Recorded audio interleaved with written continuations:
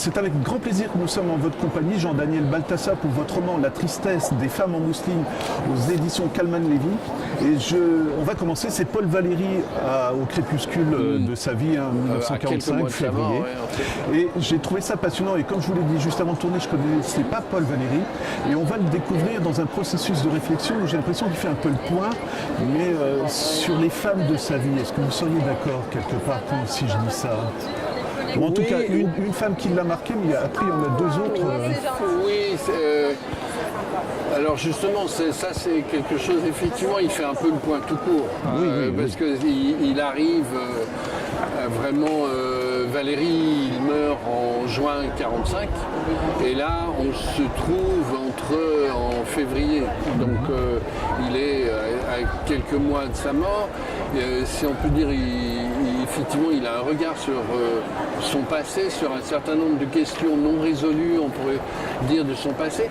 Et effectivement, des femmes, Valéry a eu cette particularité longtemps de professer que, en quelque sorte, l'amour n'était rien, ou les sentiments étaient rien, que ça ne correspondait pas à la littérature, que c'était pas des choses comme ça. Et l'histoire est assez intéressante dans la réalité, puisque à partir d'un âge assez certain, la large cinquantaine passée, c'est devenu quelqu'un qui a éprouvé des passions comme il n'a jamais éprouvé dans sa jeunesse. C'est un homme vieux qui a découvert l'engagement absolu, la douleur, la fascination et le plaisir de la passion. Donc, pour moi, ça, c'était toujours une source d'un peu de fascination, ce revers des choses. Est-ce que, comme je vous l'ai dit, je ne connais pas trop, donc vous me corrigerez autrement, mais j'avais l'impression qu'il s'était fait une conception de la philosophie, et ça va un peu dans le sens que ce que vous venez de dire. Il fallait prendre de la distance, surtout être très froid, observer, à la limite, c'est pas du mépris, mais se refaire sa propre philosophie. Et ça explique l'ouverture de votre livre que j'ai trouvé, je me permets, d'une brutalité, parce que je ne sais pas si c'est vrai. C'est Mathilde, donc une femme qui connaît très bien, qui l'appelle, qui lui dit on vient de découvrir les camps de concentration, c'est horrible. Et lui, ce qu'il répond, c'est si l'on en croit ce qu'on voit, il faudrait plutôt les classer dans les catégories du plaisir et du spectacle. Et il me semble que c'était un personnage comme ça qui était tellement froid qu'il ne se rendait pas compte qu'il était brutal. Et c'est, pour moi, ça c'est un des problèmes de l'engagement du livre, et par rapport à quelqu'un qui est quand même un auteur mythique qui a représenté à la fin précisément de la guerre, la libération de Paris. De Gaulle l'a mis sur le piédestal du grand homme de lettres français, ce qu'il est resté pendant des années. Or, ce grand homme de lettres français est étrangement quelqu'un qui a fait un écart absolu de toute la question juive pendant la guerre et après la guerre, et au moment justement de la découverte des camps. Et tout l'antisémitisme depuis Dreyfus qui monte, il l'a connu dans son âge. Moi je le montre, il est là au moment de du démarrage de l'affaire Dreyfus, et de toute sa vie, il ignore ça. Et pour moi, c'est un peu comme l'histoire des femmes. C'est pour ça que je lis les choses. Il y a, pour dire les choses comme ça, Valéry habitait une rue qui s'appelait à l'époque la rue de Villejuste, et qui était dans la maison qui était celle de Berthe Morisot. Et la rue de Villejuste est une toute petite rue de Paris qui est perpendiculaire à la rue Lauriston. C'est-à-dire que chaque fois qu'il sortait de chez lui, il passait devant les gestapistes français. On a raconté que les gens avaient horreur de passer là, mais ils entendaient les cris des suppliciés, etc. Il n'a jamais écrit une ligne là-dessus. Donc, c'est quand même, pour moi, c'est une question colossale, aussi bien à l'homme, mais plus largement à notre héritage littéraire. Comment on fait ça? Et il y a deux constantes, on va dire, de l'exclusion, ou du désir de l'exclusion d'humanité en Europe, c'est les juifs et les femmes. Il y a deux types d'êtres humains. Les femmes sont éliminées du cadre par la misogynie, et les juifs par l'histoire raciale et tout. Et Valéry, en fait, très curieusement, les a concentrés à sa manière, à l'exception d'une femme qui lui a posé des questions. a une espèce de secret dans les mains dont il n'a pas su quoi faire et qui était Berthe Morisot. Alors justement, c'est le sujet principal, mais c'est tout à fait passionnant et je pense qu'il y avait besoin quand même de parler de tout ça avant. Et Berthe Morisot, donc il l'a connue, c'est une artiste, mais c'est aussi quelqu'un en souffrance. Et je me suis dit finalement, il y a un parallèle qu'on peut peut-être faire entre Valérie et Morisot. Et Valérie, comme vous l'expliquez sur la fin de sa vie, se rend compte de ce qu'il a raté. Et Berthe Morisot, ça m'a ému quelque part, parce que vous inventez son carnet, voilà. Oui. Et elle s'est toujours jugée elle-même, en fait. C'est ça qui est fou. Alors, parce que là, c'est effectivement un autre fil pour moi du roman, qui est de parler de qu'est-ce que c'était que d'être une artiste femme. Et en particulier dans cette époque épouvantable de misogynie, mais vraiment absolument une régression misogyniste absolument phénoménale de la fin du Second Empire. Et Berthe Morisot, comme en général, on l'a souvent considérée de deux manières, comme celle qui avait posé pour Manet, qui avait été le modèle des grandes toiles de Manet, et en même temps qui avait peint des poussettes, des enfants, des petites choses jolies, de l'impressionnisme, etc.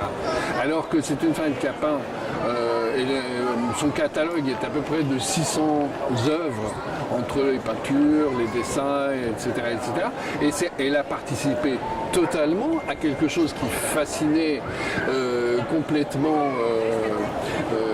Valérie, qui est la naissance de l'art abstrait, c'est-à-dire la sortie justement de la représentation humaine vers l'art abstrait, ce qui était aussi le sujet de Valérie littérairement. Voilà. Et Berthe, à la fin de sa vie, Berthe Morisot était entourée, excusez le peu, mais son cercle autour d'elle d'admirateurs, c'est Mallarmé, c'est Valérie, évidemment, mais qui était tout jeune à l'époque, qui avait 20 ans, 22 ans, mais Mallarmé dans la pleine puissance de lui-même, c'est Degas, c'est Renoir, c'est Monet, etc. Elle est adulée par ces hommes. Et ça, nous l'avons balayé à un tel point que l'an prochain, au printemps prochain, il y a, depuis 1896, il y a la première rétrospective de Berthe Morisot à Orsay, qui sera là en mai prochain.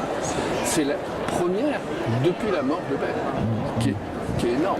Ce que j'ai trouvé passionnant aussi, c'est, et là je vous rends hommage, c'est en fait que Valérie va poser une question à Berthe Morisot, et j'ai l'impression que ça va décider du destin de lui. Parce que lui se reproche d'avoir, je ne veux pas le dire parce que je veux que les auteurs, mais lui se reproche d'avoir posé la question, et elle, ça va la travailler quasiment toute sa vie. Et encore une fois, c'est émouvant parce que tout le monde l'aide, lui dit tu as un don, tu dois, et c'est elle, encore une fois, peut-être à cause de cette question, qui se dévalorise aussi. Et elle se dévalorise parce qu'elle, à la fois, elle est profondément une peintre, et voilà, c'est une artiste, c'est une peintre, et elle sait très bien que son travail est illisible par la majorité des hommes, parce qu'elle est femme peintre. Je prends juste un exemple de Renoir. Quand Renoir apprend l'existence de Berthe Morisot jeune, au même moment où Manet va la connaître, Renoir s'exprime et s'exclame: une femme qui peint, autant faire peindre par la queue d'une vache. Or, Renoir, à la fin de sa vie, va être un passionné de Berthe Morisot, va passer chaque jour, moi je les ai vus grâce aux descendants au Renoir qui m'ont passé leur archive. Il y a des piles de petits bleus, vous savez, ces télégrammes de Renoir, qui écrivaient tous les jours où qu'il était à Berthe Morisot: le ciel est bleu, il y a tant de nuages, il fait chaud, il fait froid, etc. Donc il y a une espèce de voyage comme ça spirituel qu'ils font avec elle et qui les fascine. Est-ce que c'est une histoire d'amour que Valérie aurait voulu par rapport à ce que... Parce qu'à chaque fois, ce que je trouve assez intéressant aussi, c'est on remonte le temps, il y est, et après on revient brutalement dans sa chambre froide, noire, et j'ai l'impression que c'est là où il y a de la souffrance, c'est j'aurais dû peut-être Bien aussi. sûr. Et exactement comme vous disiez, Mathilde va partir vers les camps. Elle fait partie de ces gens qui partent très vite vers les camps pour essayer de ramener. Permets, qui est Mathilde simplement? Alors, pour eux Mathilde est à la fois un personnage fictif et moyennement fictif, c'est-à-dire qu'il y avait une femme dans la vie de Valérie à ce moment-là, que je n'ai pas pu citer parce qu'il y a des descendants et que moi je suis quand même dans une fiction, donc je ne dis pas la vérité stricto sensu, je fais une interprétation, c'est ça un roman, la fiction, c'est interpréter les choses, interpréter le réel, poser des questions, c'est pas le fait historien. Mais donc Mathilde, elle est construite sur ces femmes de la fin de la vie. Oui, elle a la chair de plusieurs des femmes de la fin de la vie de Manet, mais dont une a été effectivement très courageuse sur ce plan-là, alors que lui était rivé à son petit monde, même pas faire un discours. On en revient à ce que vous disiez, en fait, ça le confronte vraiment aux limites de sa philosophie, finalement. Oui, elle part pour aider les gens dans les camps, et je me permets juste sur le final, parce qu'il y a un dernier personnage qui s'appelle Elena Bronner, de son vrai nom, qui est d'origine juive, et par rapport à ce que vous avez dit tout à l'heure, je pense que c'est aussi vous qui faites réfléchir les gens sur l'attitude de Valérie, finalement. Oui, parce que c'était Elena Bronner a vécu pendant la guerre, elle était cachée, et en l'occurrence cachée par Mathilde, donc lui, il s'en est même pas aperçu, pendant 4 ans, il s'est aperçu de rien, ou 3 ans, il s'est aperçu de rien, et finalement, à la fin, quand elle sort, cette Elena, elle n'arrive pas à vivre tout à fait, donc il faut qu'elle trouve un endroit, et il se trouve que ça sera chez Valérie. Et là, comme Mathilde lui dit, il fait sa bonne action. Et il se rend compte, et pour moi, c'était la partie qui était importante pour moi, que la vie continue. Que cette femme qui a subi quelque chose d'épouvantable, quand elle est devant une peinture ou une aquarelle de Bertrand Morisot, elle est émue de désespoir, mais ce désespoir est le désespoir de la remise en route de la vie. Et c'est pas morbide. Et que finalement, c'est la tâche, moi je crois, je ne sais rien, c'est une suggestion, la tâche de l'art, c'est de réparer quelque chose. C'est de réparer nos souffrances ou notre malheur. Alors il y a des grandes scènes, après je ne veux pas vous déranger trop longtemps, mais moi, je trouve ça passionnant, c'est la rencontre avec Degas, simplement où au début il n'aime pas les gens de l'aide, comme vous dites, tout attaché, et on a l'impression que Valérie, ça s'est mal passé la première rencontre, et il reçoit une invitation. Vous devez vous régaler à écrire des scènes comme ça, non aussi? Oui, parce que Degas, c'est un personnage extraordinaire. Degas existerait aujourd'hui, ce serait un personnage de télé-réalité, d'écran, il exploserait tout.